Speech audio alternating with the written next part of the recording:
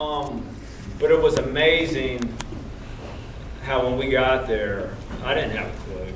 And there was probably a lot of us that didn't have a clue to start with. And then there's some that were like, hang on, I do stuff like this. I've done stuff like this. We can figure it out. And just to see how much we got done on that. And you know, for me, it was a little struggle to work through the discouragement of knowing I'm not going to have 10 on the top of this house when I leave. And I mean, we knew that early. And a lot of times that discouragement can give people a, oh, well, who cares? No, we just picked up, so we're going to do our part, and the next group that comes in is going to do theirs.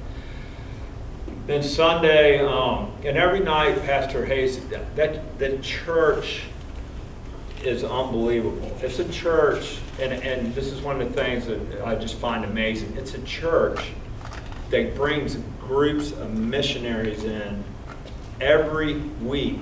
Is that not right? Every week. That's what that church does. And they make sure that those groups of people are fed every night, they're fed breakfast every morning, and they're fed supper every night. All right, and I'm going to tell you, we all know in this room, 20% does work, 80%. That's the statistic thing, right? Okay, so I'm just thinking that whole church group has to do that. I mean, you just can't have 20% of the people doing that all the time. So I really feel like the church has a really good heart for missions. So we come into service that morning, and that's a picture of Pastor Jesus or Randy. They gave Randy the mic too. So Randy got to get up there and do a little talking. But they had another group there also. It had about 40-some people in there. Was it just one more group? And so he had a translator when he spoke, when he gave the message. We did praise and worship. So their band got up there and they played and led us in worship. And I'm going to tell you, at that moment is when I knew it was, I don't know how I can go through life so long and think, and not consciously think, but that God, the God that loves us, is the same God that loves them. And it's something about barriers that keep the separation between us. But at that moment when we started singing, and they were just singing in Spanish, which I didn't know, but I'll tell you what, I knew some of the songs. And to know that we're worshiping the same God, it just sunk in that, you know, these are, God, like, just let me know, these are my people just as much as you are. And I know that. I know God loves me just as much as he loves Earl, and just as much as he loves Randy and Anthony. You know, I know he loves us the same. But there's something about a mental block, a barrier. I don't know, but that broke that day. I mean, I definitely just had a changed heart on that. And but singing the praise and worship in there with them, and just feeling the presence of God, just like I feel when I sing in my sanctuary here at First Baptist Church, it's just incredible to experience, for me to have experienced it. Okay? Everybody's experience is a little different. The last thing I am with is this, is that God really worked on my heart when we drive to this job site or drive back from it. It's no different. The driving's different, but it's no different than me getting on the road out here and driving down the road. Because we were passing Land Rovers, Beamers, any kind of car you can see out here on our road, you saw it out there. Okay?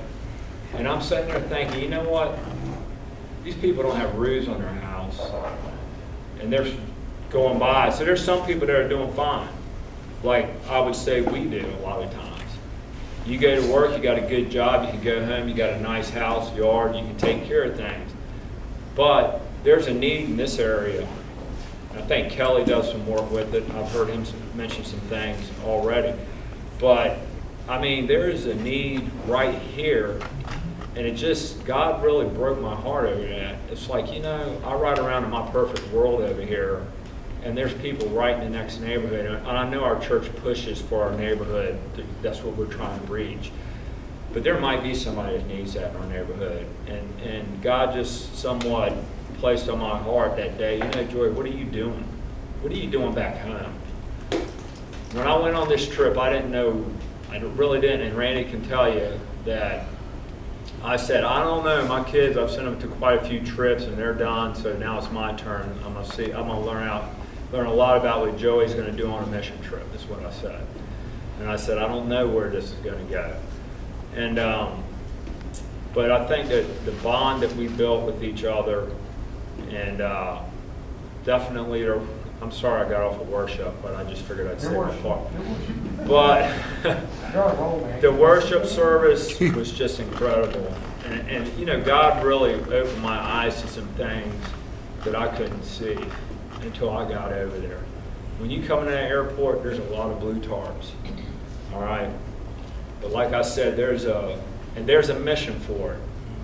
And those blue tarps, one of those blue tarps were there because God had something to do with this guy, all right, and this group. And if you ever get an opportunity to go out there, I would highly suggest it, because especially if you know how to do something, you know, if you can move a paintbrush. Because Randy said, well, I don't know, they got stuff to paint if we have to. I remember you were saying that they'll put you anywhere you need. If you don't know how to do it, if we would have showed up and nobody would have had a clue, they would have said, we got something else for you to do. Because that church is geared and has stuff lined up, and they would have just threw us in with another group and said, go help this group. But they have a lot of people. That's all I got for it. But thank you.